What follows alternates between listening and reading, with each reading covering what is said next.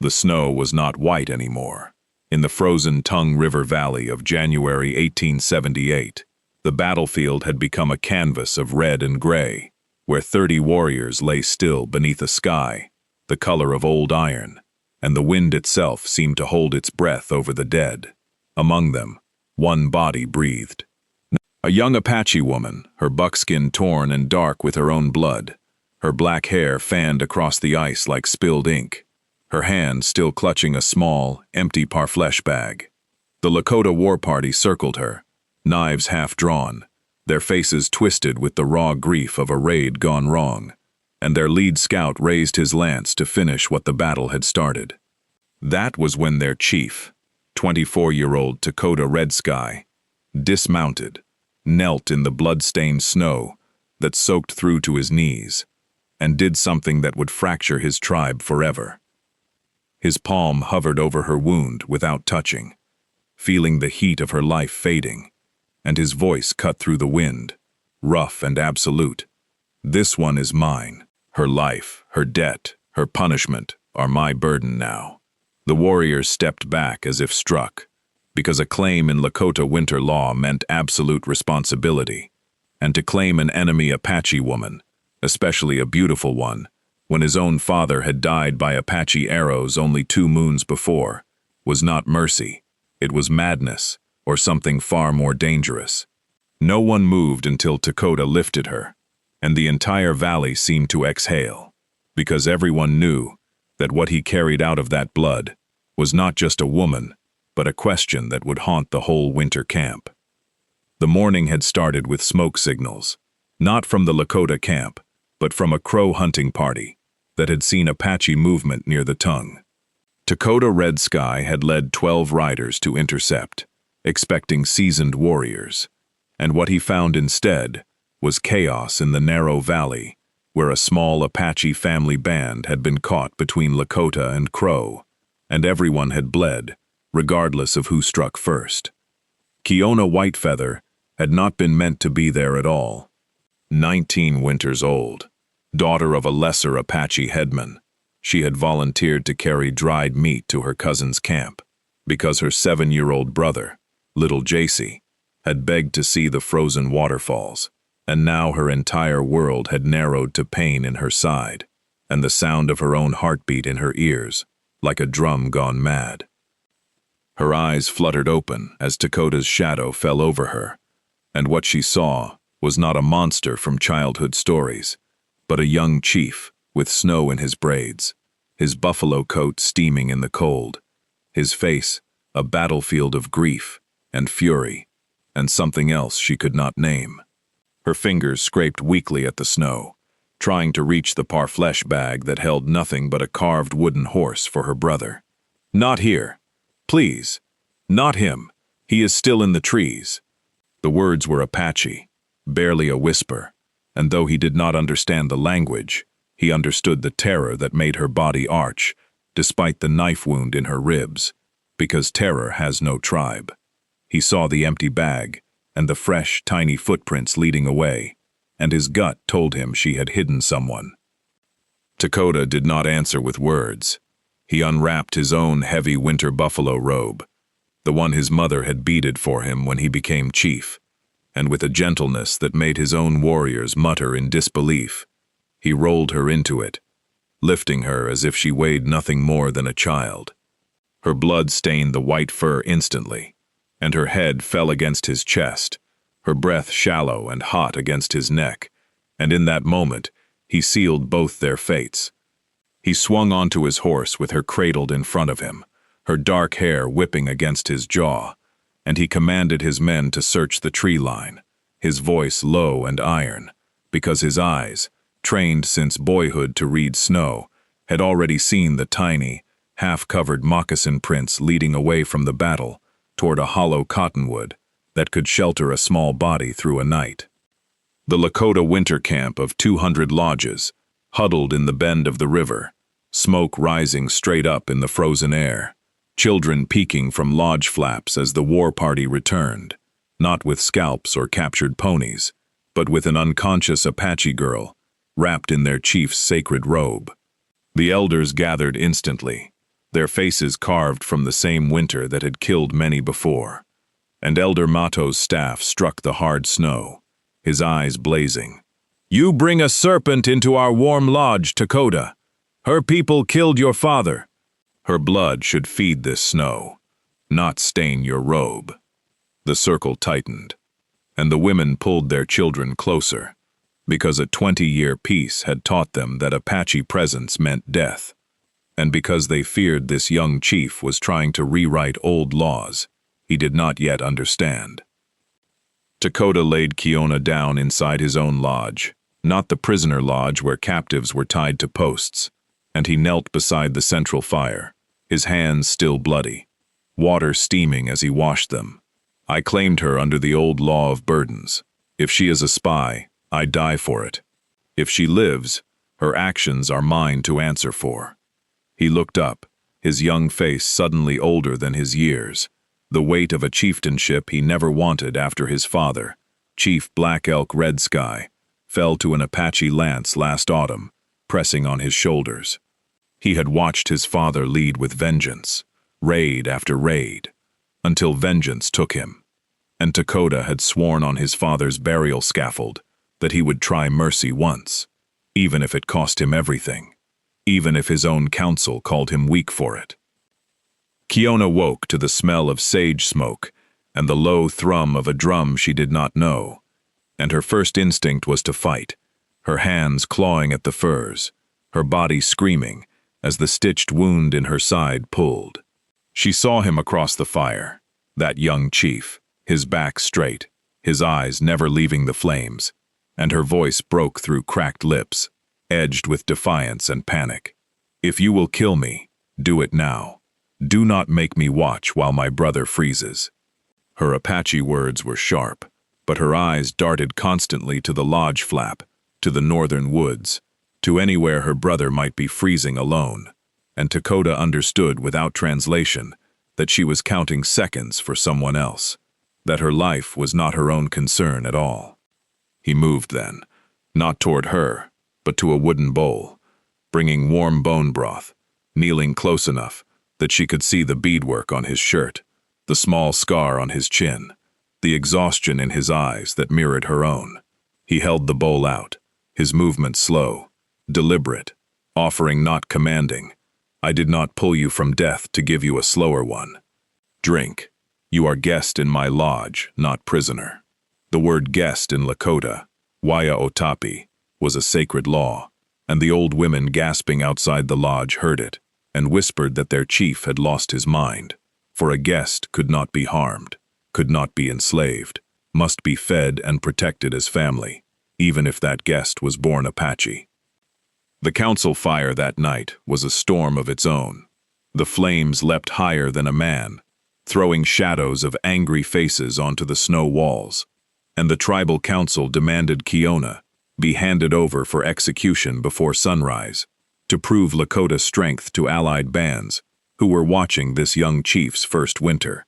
Old Cheyenne Dog argued that mercy would be seen as surrender, that the Oglala would laugh at them, and that the blood debt for Takoda's father had never been paid, his voice shaking the lodge poles. Takoda stood in the center, his robe still stained with her blood, and he did something no Lakota chief in living memory had done for an Apache. He laid his own war lance down at the council's feet, his voice steady, but his fists clenched to hide his trembling. "Then take my lance too. I claimed her. I washed her wound. I gave her guest right. If you break guest right, you break the law that holds us together when the blizzards come." Inside his lodge, Kiona was trying to stand, her beautiful face pale with pain and fury, her white feather hair ornament, the sign of her name, clutched in her fist. She had heard enough Lakota trade tongue to understand they wanted her dead, and she pressed her forehead against the lodge pole to stay upright, her breath coming in white puffs, her mind screaming only one name: Jacy, Jacy, Jacy, hidden in the hollow tree 3 miles north, with only half a piece of fry bread, and her promise that she would return by nightfall. She pushed through the flap into the council circle, swaying, her wound bleeding anew through the fresh bandage, and her eyes found Takoda's, fierce, unbroken. You should have let me die on that snow. Now my brother will die because you wanted to play merciful chief. Her accusation, spoken in broken Lakota she had learned from border trade, made every elder turn, because they had not known there was a child bleeding in their woods. Takoda caught her before she fell, his arm strong around her waist, his own heart hammering against his ribs, as he felt how light she was, how burning with fever, how impossibly brave. He pulled her close, not as a possession, but as a shield, his chin near her temple, his whisper for her ears alone, but loud enough for the council to hear the truth in it. Then tell me where he is. A chief who lets a child freeze to prove his power is no chief at all. The jealous medicine woman, Wachi, who had wanted Takoda since childhood and saw this Apache girl as a threat to her future as chief's wife, stepped forward with a bitter smile, her hands stained with herbs. She lies. Apache women always lie. There is no child. It is a trap to bring her warriors to our camp, to slit our throats at night. Before dawn, with the council in uneasy stalemate, Takoda and Kiona rode out alone, against all advice, into the killing cold that had dropped to 30 below. She was tied to him with a buffalo belt so she would not fall from her horse, her injured body pressed to his back, her hands, even through mittens, directing him by tugging his arm, left, right, left again, toward the ancient cottonwood grove, where the old trees were hollow enough to hide a small boy. The wind was a knife, the snow blinded them, and Kiona's fever made her see visions of her mother, telling her to let go, but she dug her nails into Takoda's coat, her voice raw from shouting over the wind. There! That tree with the eagle mark! J.C. Littlefoot! The name tore from her throat, pure love and terror that no enemy boundary could contain. He found him curled inside the hollow, blue-lipped, eyes huge, clutching the wooden horse, his small body shaking so hard the bark dust fell on him. The boy had obeyed his sister perfectly, staying silent for an entire day and night, while wolves sniffed the tree, and frost formed on his eyelashes. Kiona collapsed from the horse into the snow, gathering him, sobbing, kissing his frozen cheeks, her tears freezing as they fell. You waited. My brave heart, you waited for me. You kept your promise. Her 7-year-old brother, J.C. Littlefoot, had kept his promise not to make a sound, even when wolves howled nearby, and now he stared at the tall Lakota chief, with fear so deep he could not cry, only cling to his sister's torn buckskin. Takoda knelt, removing his own second robe, wrapping the boy, lifting both siblings, his arms full of 2 Apache lives that his entire tribe had told him to erase. He placed J.C. in front of him on his horse, Kiona behind, and the ride back was a slow, sacred procession of breath, steaming into air, that could kill them in minutes. He could feel Kiona's forehead burning against his back, her arms around him not from affection, but from sheer need to stay upright, and he felt something shift in his chest, from duty to a fierce, protective tenderness that frightened him more than any counsel. He was falling for their courage. Back at the edge of camp, Wachi, the medicine woman, was waiting, her face a mask of concern that did not reach her eyes, and she reached for the boy with hands that had been grinding bitterroot all night. The child is frost-touched. Let me take him to my healing lodge. The Apache woman is too weak. But Kiona, even half-conscious, clutched J.C. tighter, her instinct screaming louder than her pain, her gaze locking on Takoda's, pleading without words. Takoda stepped between them, his body a wall, his voice low and dangerous for the first time. No, they stay in my lodge, under my eyes, under guest right. No one touches them without my leave. He carried both of them through the staring camp, and the whispers followed him like smoke, because a chief who carries an enemy child had either become the greatest chief of peace or the most foolish boy to ever wear the headdress. The blizzard that hit that night was a living thing, a white wall that buried lodges to their smoke holes, killed 3 ponies, and cut off all food, the kind of storm elders called Maheo's breath, sent to test whether a people deserved to live. Trapped in Takoda's lodge, the 3 of them, plus his old aunt who tended fires, became a small island of light, while the world outside disappeared into screaming wind and snow that stacked higher than a man's head. Kiona could not be moved, her wound festering despite Wachi's refusal to give proper medicine, and Takoda sat awake for 3 nights, pressing cold snow compresses to her forehead, his hands gentle, his stories low, to distract her from the pain. He told her how his father died, not gloriously, but cold and alone in a similar storm, chasing vengeance, and how he had found his body, his voice cracking as he spoke. I do not want my son to find me like I found him. I want something better to pass on than a lance and a grudge. JC watched this tall enemy chief who had not killed them, and slowly, his fear melted into hero worship, his small hand reaching to touch the beading on Takoda's moccasin, his voice tiny, curious, full of child wonder. Are you going to be my brother now? Kiona says brothers protect. The question hung in the warm, smoky air, innocent and devastating, and Kiona, awake, her eyes bright with fever and unshed tears, answered for him, her fingers brushing JC's hair, her gaze never leaving Takoda's face. He is already more brother than our own chief ever was to us. JC. He listened. The words were not flirtation. They were reverent recognition, the first thread of that inteha ka ishq that grows not from touch, but from seeing someone's soul, when the world tells you to look away and hate instead.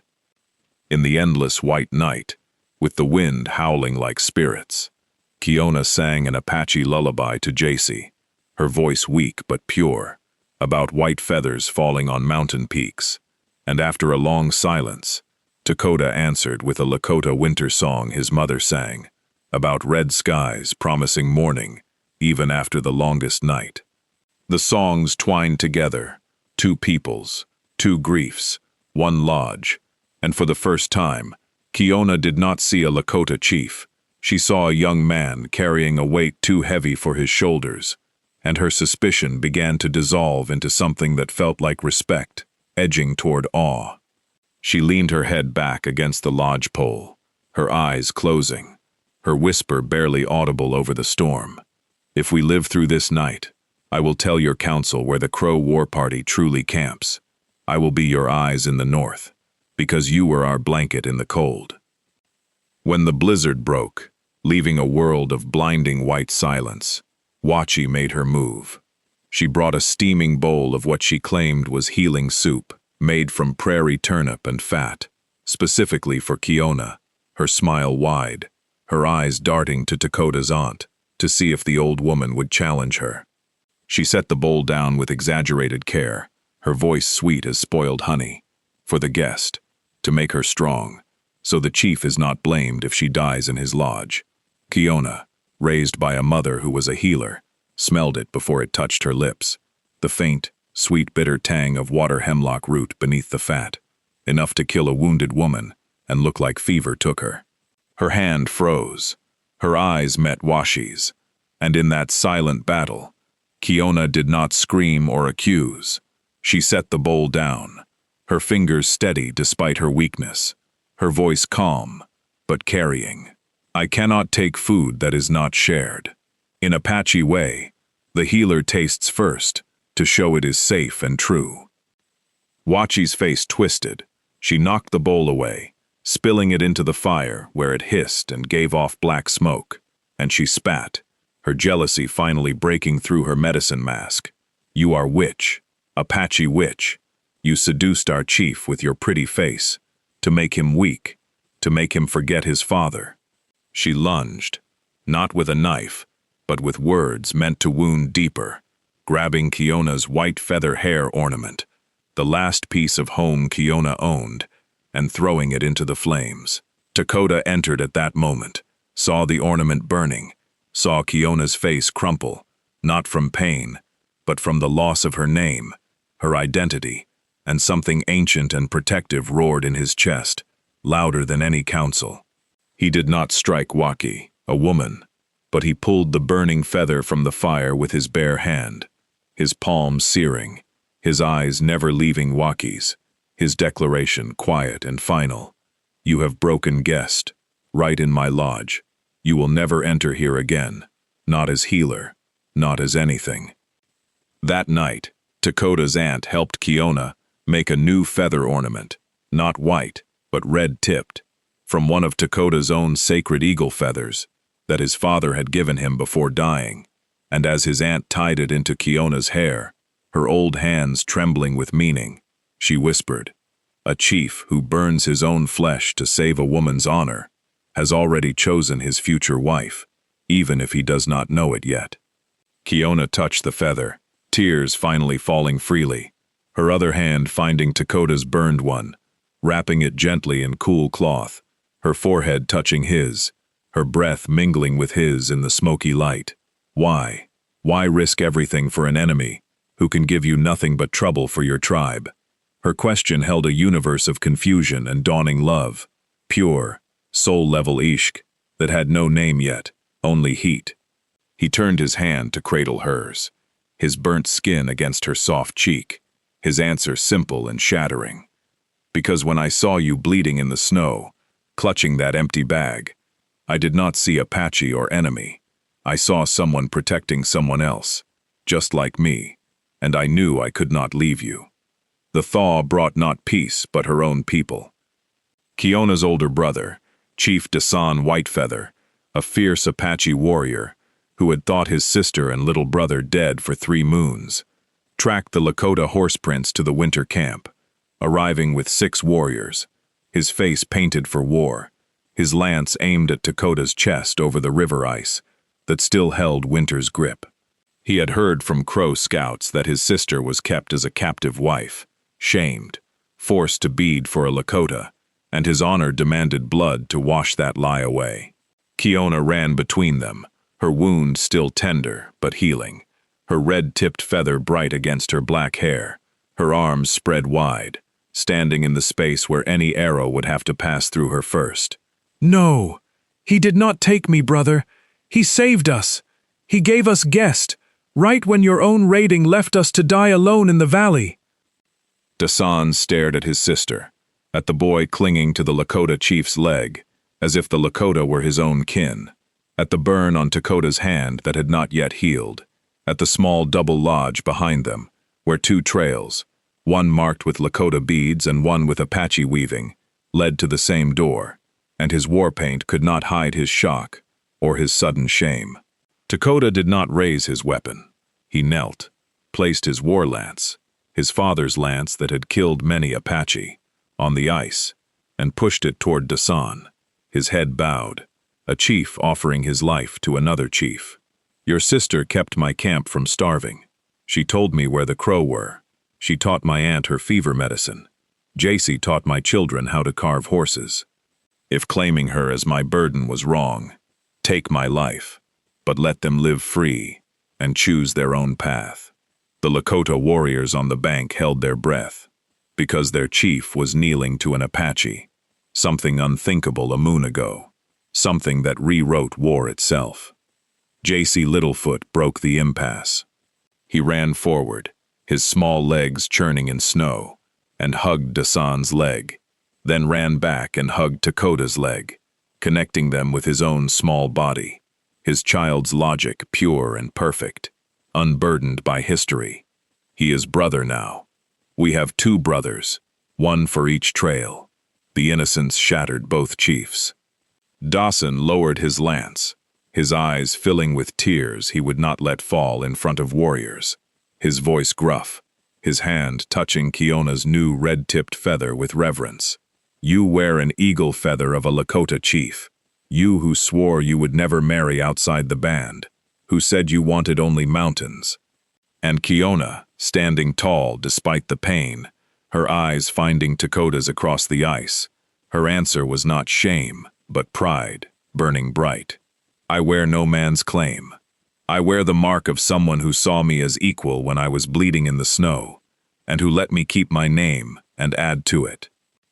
Takoda called the full council at sunset, every lodge represented, the great fire roaring so high it melted the snow on nearby roofs, the entire tribe watching the young chief, who had baffled them all winter with his strange mercy. Kiona stood beside him, not behind him, as wives were expected to stand. Jacy beside her, with Dawson's hand on his shoulder. Dawson and his warriors as honored guests on the edge, a circle that had never held Apache and Lakota together without blood being shed. The wind had stopped, as if nature itself wanted to hear what would happen next. Takoda stepped forward, untied the buffalo robe he had used to claim her, the robe still faintly stained with her blood from that first day despite washing, and held it up for all to see, his voice carrying across the silent snow, strong, clear, no longer a boy trying to prove himself, but a man who had proven new law. On the day of blood on snow, I said this woman is mine. I said it to save her from our knives, but a woman is not a robe to be claimed. Today, before Wakan Tanka and before all my people, I renounce my claim. He laid the robe at Kiona's feet, not as rejection, but as release, his eyes burning into hers, his respect absolute, his love visible to anyone who knew how to look past pride. Kiona Whitefeather, you are not my captive, not my burden, not my wife by claim or by force. You are free, free to go to your brother's camp, free to stay, free to choose your own fire. My lodge is open if you wish it, but not as guest by law, as partner by choice, as my advisor, as my equal. The gasp that went through the camp was audible, because a chief had never freed a claimed captive, and then asked instead of ordered, had never placed his own heart on the snow for a woman to step on or lift. Elder Mato wept openly, because he saw in that moment the new leadership Takoda had promised, not mercy as weakness, but mercy as courage, greater than vengeance, greater than even love of power. Kiona picked up the robe, her hands shaking, tears freezing on her lashes, and for a long moment, everyone thought she would walk to her Apache brother and leave the Lakota winter behind, forever. She wrapped the robe instead around little Jacy, who was shivering despite the fire, then stepped forward, took Takoda's burned hand in both of hers, lifted it to her heart, her voice ringing with that same soul-level love the audience of Two Feathers Frontier craves, pure and unwavering, raw and honest. I came here bleeding, seeking only to save my brother's breath, not love. You gave me more than life. You gave me a place where my voice is heard, where my brother is safe, where your people listen when I speak of crow movements and healing herbs. If you will have me as advisor, as equal, as the one who will tell you when your mercy is foolish and when your courage is needed, then I will stay and build a lodge between two trails, so no child ever has to hide in a hollow tree again to survive your war. The cheer that rose from the Lakota children first, then the women, then even the scarred warriors, shook snow from the lodge tops and sent crows wheeling into the darkening sky. They finally understood that their chief had not brought home an enemy, but a future. The sound rolled down the Tongue River Valley like spring thunder after a long winter, and it promised that mercy could be stronger than war. Spring came late to the Tongue River Valley that year of 1878, but when it came fiercely, with meltwater roaring and green pushing through white, as if life refused to be denied. Where Takoda's lodge had stood alone, there were now two lodges, joined by a covered walkway of hides and willow, one built in Lakota style with tall poles reaching to the sky, one in Apache style, low and brush-covered, hugging the earth, and between them, a central fire that both families tended together each dawn. The new lodge sat exactly where the trail from the Apache summerlands met the trail to the Lakota hunting grounds, and travelers from both peoples began to stop there, not to raid but to trade, to drink broth, to ask for the wisdom of the young chief, and the Apache woman, who advised him as equal, and whose words carried weight in both tongues. Kiona Whitefeather became known far beyond that valley, not as the wounded Apache woman the Lakota chief claimed, but as the bridge, the one who taught that a claim made to protect can become a promise made to respect, if the heart behind it is pure. Takoda Red Sky never again claimed a person. He claimed instead a new way of leading, one where guest right meant more than blood debt. And when his first son was born 2 winters later, with dark hair and gray eyes like river ice, his hair bearing both a white feather and a red-tipped eagle feather, Elder Mato placed the boy on the buffalo robe that had once been stained with blood and now was washed white as snow and beaded with both people's patterns, declaring, "This is the child of 2 trails, and he will walk without war." On quiet mornings, if you stood on the ridge above the valley, you could see Kiona and Takoda walking together, J.C. Littlefoot, now taller, running ahead with a carved horse in each hand, their footprints making a single path in the mud, where once there were only 2 separate, warring trails merging into one smooth line. Her fingers would tighten around his burned hand, now scarred but strong, her eyes flashing to the horizon, where both their peoples roamed free. Do you think they will ever stop fighting?